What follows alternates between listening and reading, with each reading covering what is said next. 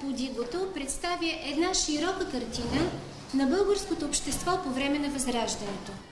В час по литература в навечерието на 24 май госпожа Дамянова разказва на шестокласниците, че в епохата на Възраждането най-важният ден в края на учебната година е празникът на братята Кирил и Методий и годишният изпит. За него децата научават от главата Радини вълнения в романа Подигото на Иван Вазов.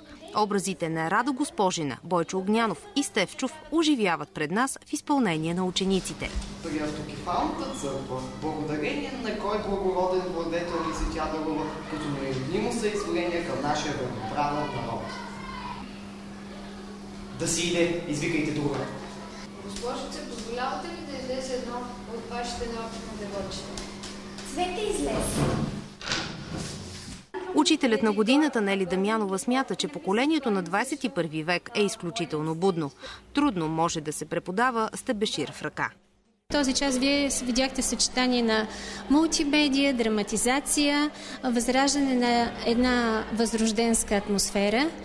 И аз се стремя в моите часове действително да имаме една такава атмосфера на любознателност, на добронамереност, на разбирателство, сърдечност, откровенност, поощрение на децата, така че те да се чувстват в училище спокойни.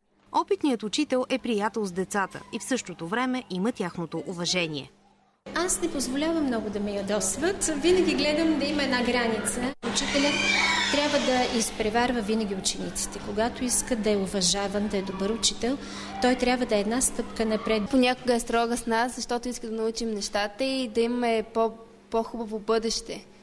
И както Кирил и Методий са били новатори в своето дело, Нели Дамянова иска и нейните ученици, освен да овладеят един чист и образен български език, да имат прогресивния дух на светите братя.